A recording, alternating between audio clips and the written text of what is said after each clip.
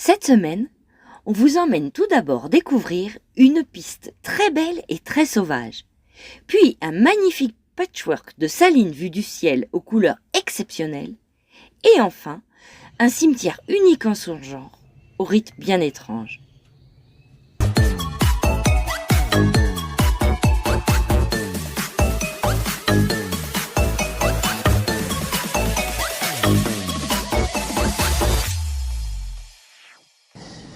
Bonjour. Bonjour.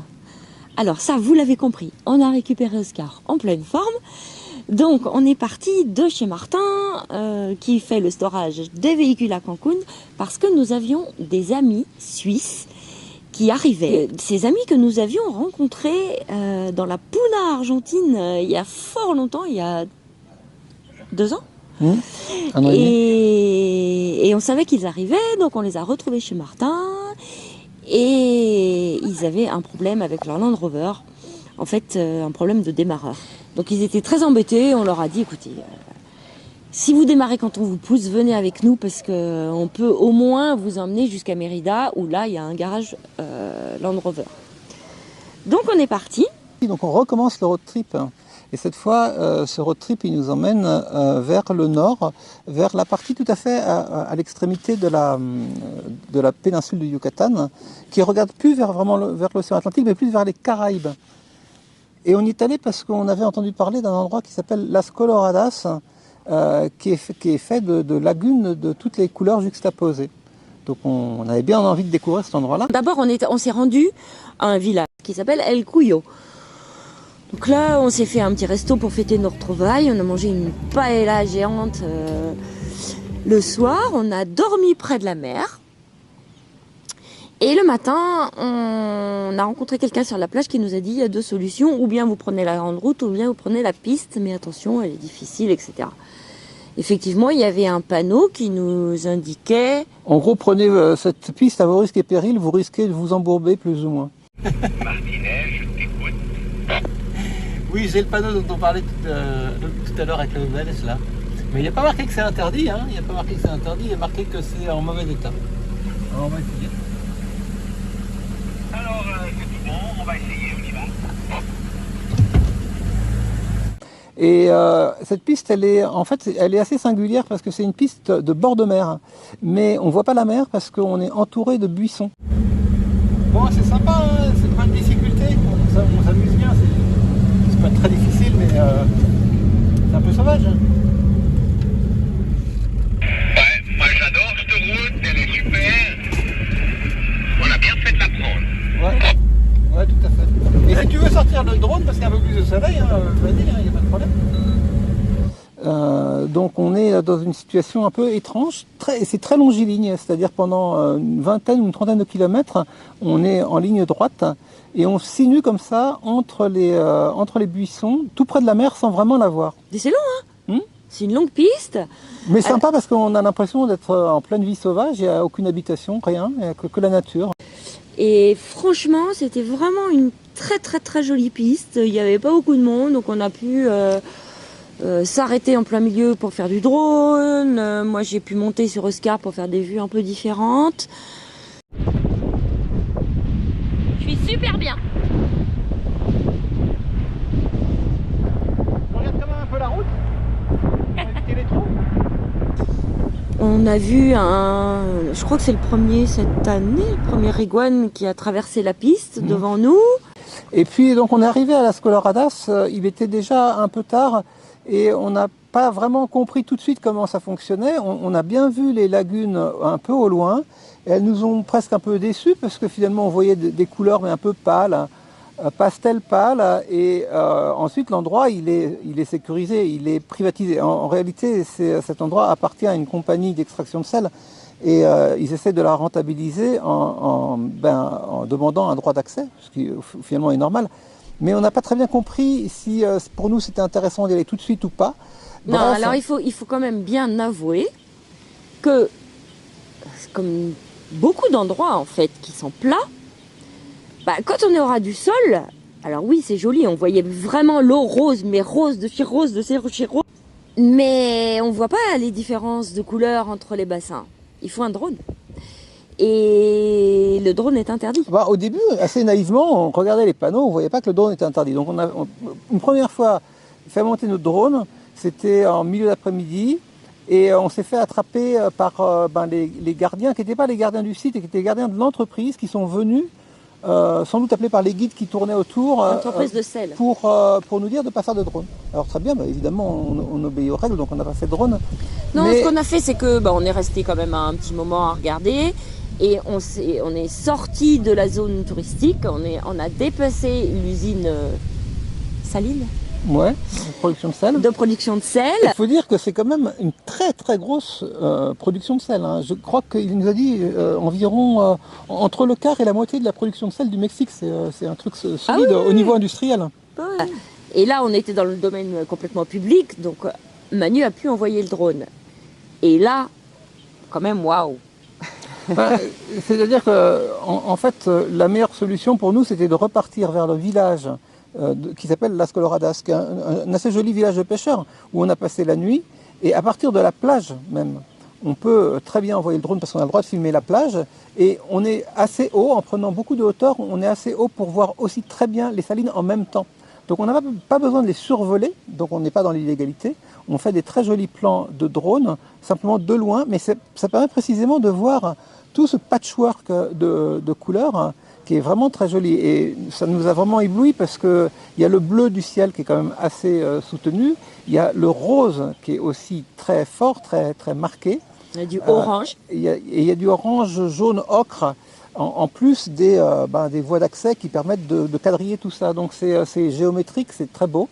Et ça nous a plu le soir. Après, moi j'ai lu, en cherchant un peu les endroits où on va, j'ai vu des gens qui disaient que, bien sûr, toutes les photos qu'on voyait sur les réseaux étaient traitées, etc. Alors moi, je peux vous assurer que ce que vous voyez là, ça n'est absolument pas traité. Par contre, ça dépend aussi des conditions climatiques.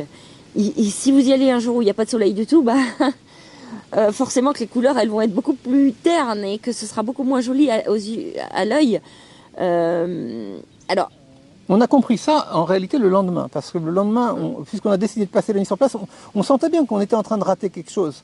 Et finalement, le prix d'entrée était tout à fait raisonnable. Et on s'est dit, on va payer, on va aller voir de près avec les guides. Ouais, on a un peu l'impression d'être pris dans un système, mais c'est pas grave en fait, c'est la condition d'accès à ce site, très bien. Donc on y est allé et on a pu faire un tour des salines en vélo. Et là, vu de près, même au ras du sol, c'est de nouveau très beau et on comprend, parce que le guide nous a expliqué, on comprend que les conditions de couleur dépendent du soleil, de l'angle du soleil sur les salines, mais aussi du vent. Mais aussi du vent qui agite les particules et les fait remonter en surface. Il nous a assuré que si on était venu un jour où le soleil était très fort, mais que le vent était nul, on n'aurait pas vu ces couleurs. Peut-être. Hein. Alors les différentes couleurs sont justifiées par la présence, comme souvent, de bactéries et de micro-organismes, notamment les artémias, les fameuses artémias qu'on trouve aussi dans les bassins à flamand, qui leur donnent leur couleur d'ailleurs par l'alimentation. On vous avait montré une vidéo, on les avait filmées au Pérou lorsqu'on avait été voir les flamants roses. Et quand elles sont bien vivantes, donc ça donne cette couleur rose vif, et puis quand elles se décomposent, elles meurent, elles se décomposent, ça donne la couleur plus jaune. Et donc ça dépend en fait de l'état des bassins et de l'état du cycle de vie de ces artémias. Pour sortir de Las Coloradas, on n'est pas retourné directement vers l'intérieur des terres, on est passé d'abord par la petite ville de Rio Lagartos qui nous a paru tout à fait charmante, assez touristique, assez développée, beaucoup de petits restaurants. On est à Rio Lagartos qui est tout à côté de Las Coloradas et ici c'est le flamand en rose qui est à l'honneur. Nous on n'y est pas allé à la bonne saison donc il n'y en avait pas. Mais sinon, ils ont des colonies de flamants roses et du coup, tout est rose. Regardez les poteaux électriques, les trottoirs. Et chacun y va de son petit flamand devant chez lui, c'est rigolo.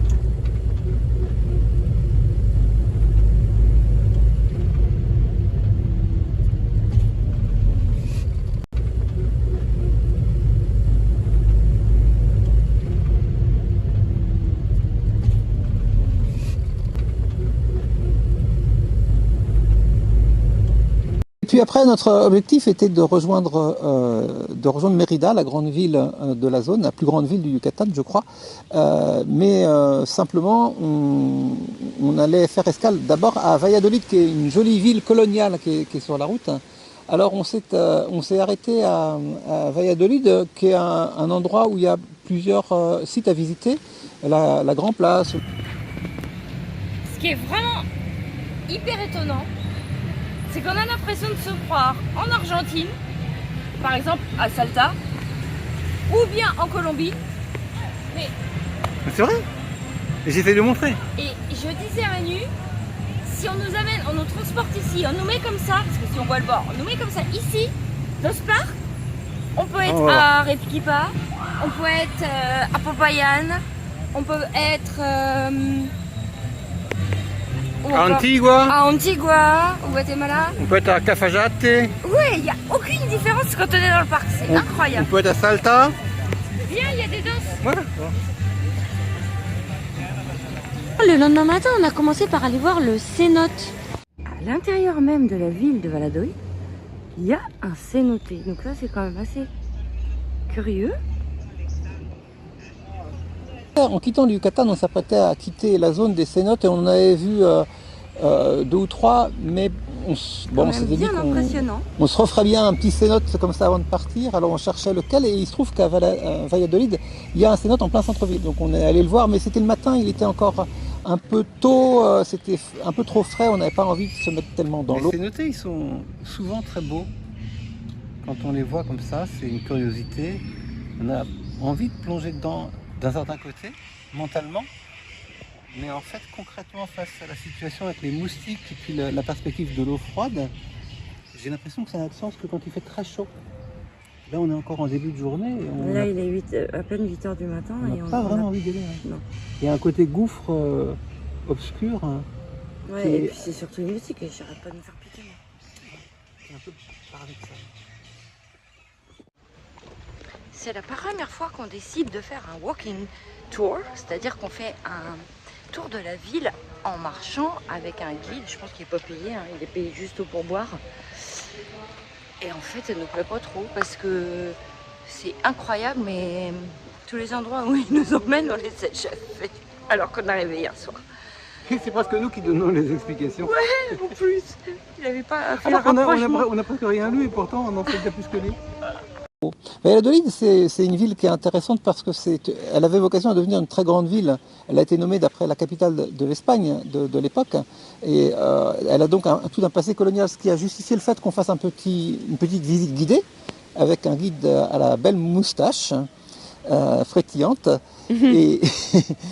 Et donc ça nous donne un petit aperçu, même si c'est très rapide, ça prend quelques heures seulement de cette ville ancienne. Bien, maintenant visite du marché artisanal. On commence par la partie viande. Alors là, vraiment, je fais un effort surhumain parce que je n'aime pas du tout faire ça en temps normal. Alors on mange pas beaucoup de viande, mais alors surtout l'odeur, mon Dieu. À Valladolid, on est passé devant un soi-disant professionnel du pneu. Du coup, on vient de s'arrêter et on leur a demandé de changer les pneus, de mettre les pneus avant, derrière et inversement en les croisant sur les conseils d'Antonio. En fait, c'est la cata. Du coup, Manu voulait venir à côté de moi pour travailler et je lui ai dit de rester à côté parce que les mecs, ils n'avaient rien compris. Ils inversaient, ils ont mis déjà une demi-heure à lever le Oscar. Ils sont très gentils par ailleurs, il n'y a pas de souci. Oh là là.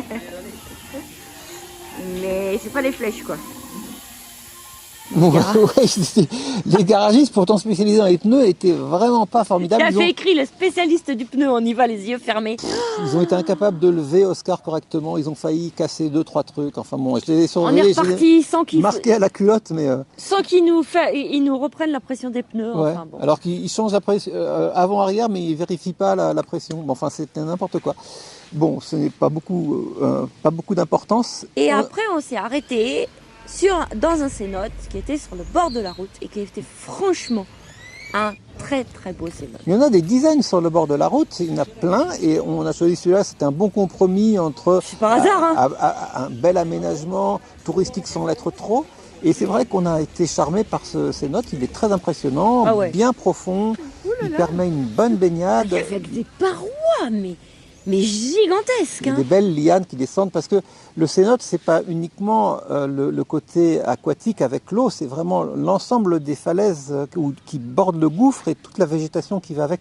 C'est comme si c'était un décor presque pas artificiel, mais scénarisé. C'est ça qui est intéressant dans les cénotes.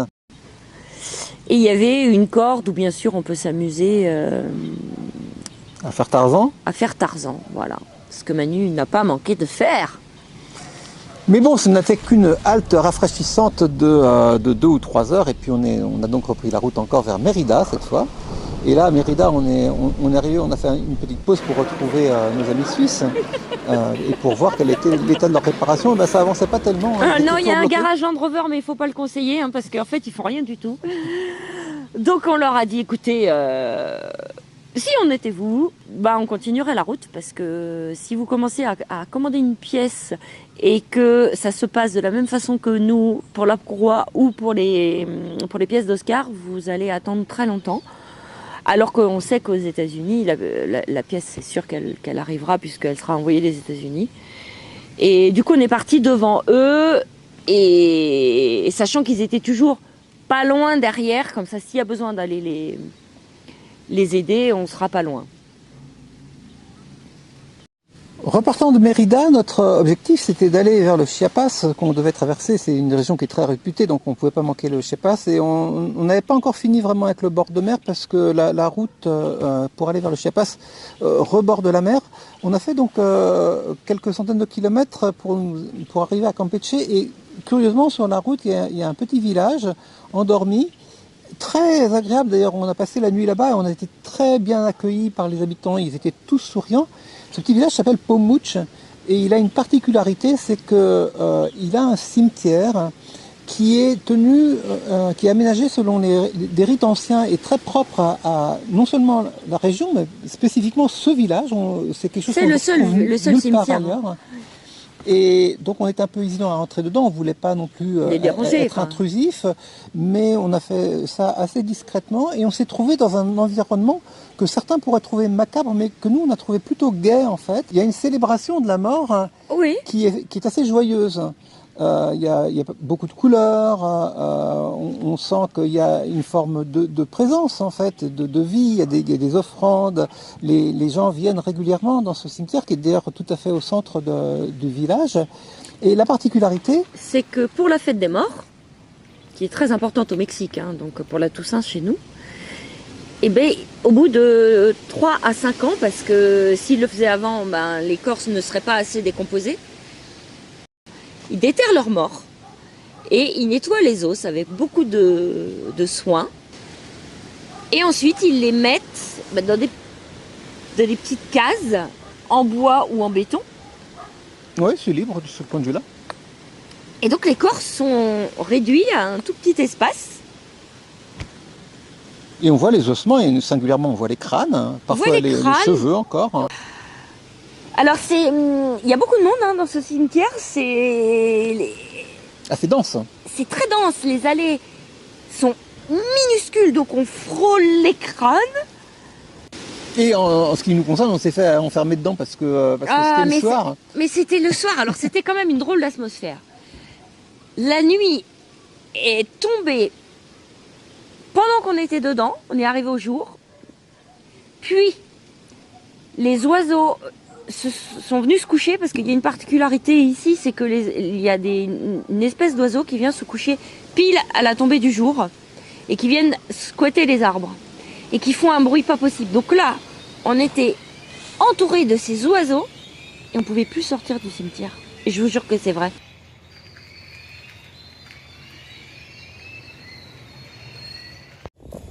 En fait, je crois qu'on s'est fait enfermer dans le cimetière.